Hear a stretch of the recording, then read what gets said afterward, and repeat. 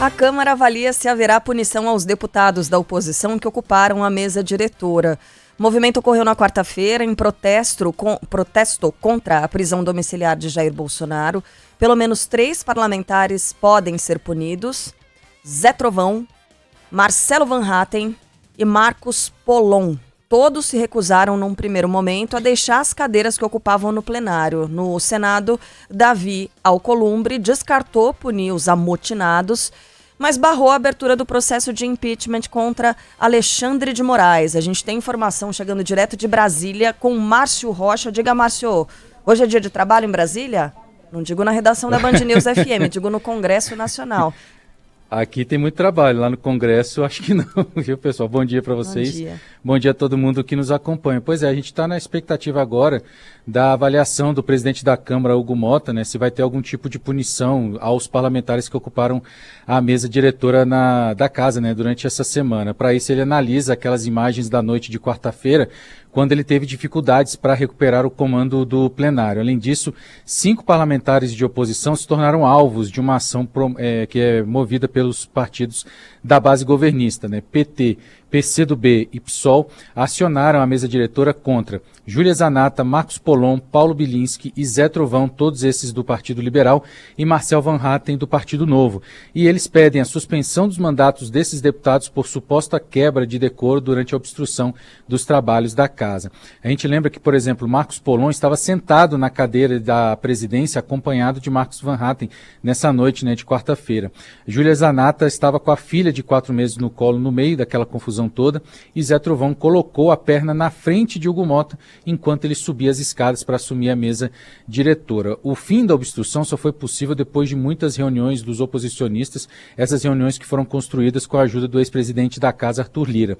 A oposição, lembrando, pedia na ocasião e segue pedindo agora a anistia dos investigados pelos atos do dia 8 de janeiro, o impeachment do ministro do Supremo Tribunal Federal, Alexandre de Moraes, e o fim do foro privilegiado. Ontem, a gente tem até a imagem agora que a gente vai ver, o Hugo Motta negou que tenha fechado algum tipo de acordo sobre a votação do pacote. A gente vai ouvir agora esse trechinho, né, de Hugo Motta falando sobre isso.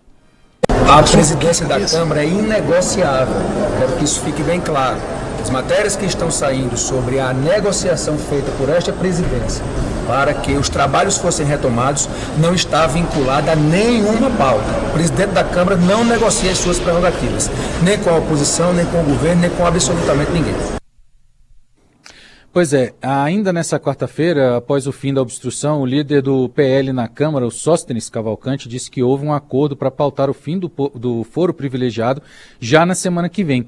Mas ele usou a tribuna justamente para pedir desculpas a Hugo Motta por ter falado em acordo fechado. Outro trecho que a gente vai ouvir agora.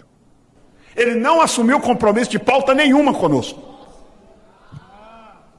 Eu disse isso ontem na coletiva de imprensa. Há um compromisso dos líderes dos partidos que eu anunciei. E nós, líderes dos partidos que compomos a maioria desta casa, vamos pautar, sim, o fim do foro privilegiado e a anistia. Os líderes partidários. Não é o presidente Hugo Motta. Não existe chantagem nesta casa. Não é comportamento da direita chantagear ninguém. Não é. Pois é, em nota, a Ordem dos Advogados do Brasil condenou a obstrução dos trabalhos no Congresso e disse que a democracia exige, abre aspas, contenção, prudência, limites e observância rigorosa da legalidade.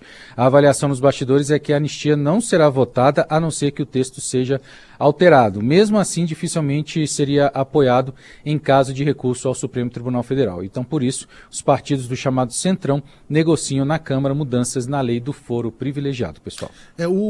A OAB colocou uma nota bastante covarde ali, né? Publicou uma nota bastante covarde em que trata os dois lados como se fossem equivalentes, sendo que a gente está diante de uma invasão, de uma tentativa, não de uma tentativa de obstrução, que seria algo legítimo e há mecanismos para isso, mas de uma tentativa de sequestro do parlamento brasileiro.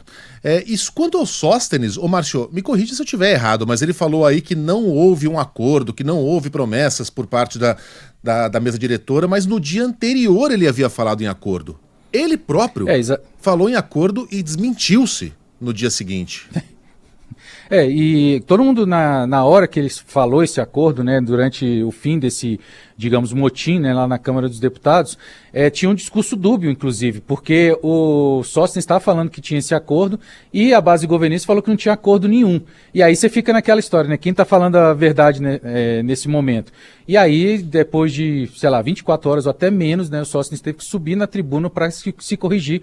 Inclusive, ele chegou a pedir desculpas para o Hugo Mota exatamente por causa disso, porque ele falou que tinha acordo fechado, mas acordo mesmo não tinha nada fechado com o presidente da Câmara, né? Segundo ele, tem com os líderes partidários dos partidos que defendem essas pautas. Ficou meio contraditório, né? Ficou subentendido ali, estava nas entrelinhas dos discursos que havia acontecido um acordo com a mesa. Tanto é que houve aplausos, festa, e aí depois ele mesmo vai e se contradiz no dia seguinte e fala que eles não fazem chantagem.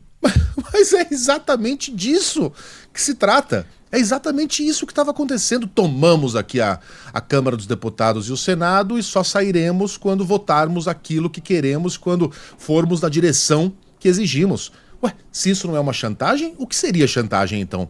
Quanto aos deputados que vão ao Conselho de Ética, bom, dizer o quê dessa turma, né? Paulo Bilinski, Marcel Van Hatten, Júlia Zanata, Marcos Polon. Polon e Van Hatten sentaram na cadeira, né, do presidente da Câmara. O Bilinski estava virado no giraia ali, ameaçou dar porrada em repórter. E veja, o repórter fez uma abordagem muito fora de tom ali, tá? Se vocês virem o vídeo, o approach do repórter é completamente fora daquilo que... completamente fora da casinha. Também fazia acusações ali não digo infundadas, mas sem provas contra o Bilinski, mas a resposta do deputado foi partir para cima do cara, pegar pelo pescoço e berrar na cara do sujeito. Menos, né? Aliás, com todo respeito aqui ao repórter também, mas a abordagem foi provocativa. Ele estava lá para isso. Quanto a Júlia Zanata, cara, quem leva um bebê de 4 meses? Roberta, você que de nós aqui é quem tem um bebê mais novinho em casa. Tá quase deixando de ser bebê já. 4 meses. Você colocaria sua filhota numa situação dessas? Não, jamais. Um circo daqueles, num local instável, né, usando, não sei se de maneira proposital, mas era isso que parecia, a sua filha como escudo humano, como uma proteção à sua própria integridade. Invadam, dizia ela, com o bebê no colo, uma imagem horrorosa. A Júlia Zanata é aquela que usa uma tiarinha com flores na cabeça, que é muito parecida com a que as mulheres do nazismo usavam naquela época. Cara, se descobrisse que um dos meus adereços preferidos remete à Alemanha de 1930, eu deixaria de usar esse troço. Mas ela não deixa. Ou melhor, ela deixou quando ela foi fazer um pronunciamento, quando ela foi fazer uma visita ao parlamento alemão. Aí, por algum motivo, ela falou, não vou usar a minha tiarinha de flores. Ela foi sem. Mas aqui no Brasil ela usa aquilo com orgulho, né? Eu teria vergonha, de novo, de usar um negócio, pode até ser involuntário, mas quando você descobre que está usando um adereço que era típico da Alemanha nazista, o que uma pessoa normal faz é deixar de usar aquilo, né? Ela não deixou, a não ser no parlamento da Alemanha. Curioso, né? Enfim, são essas as criaturas que foram alguns dos protagonistas dessa nova vergonha, um dos capítulos mais vergonhosos da história recente do Congresso. Até o próximo, né? Porque estamos diante do pior Congresso da história do Brasil e não temos nenhuma razão para acreditar que algo parecido não vai acontecer no futuro.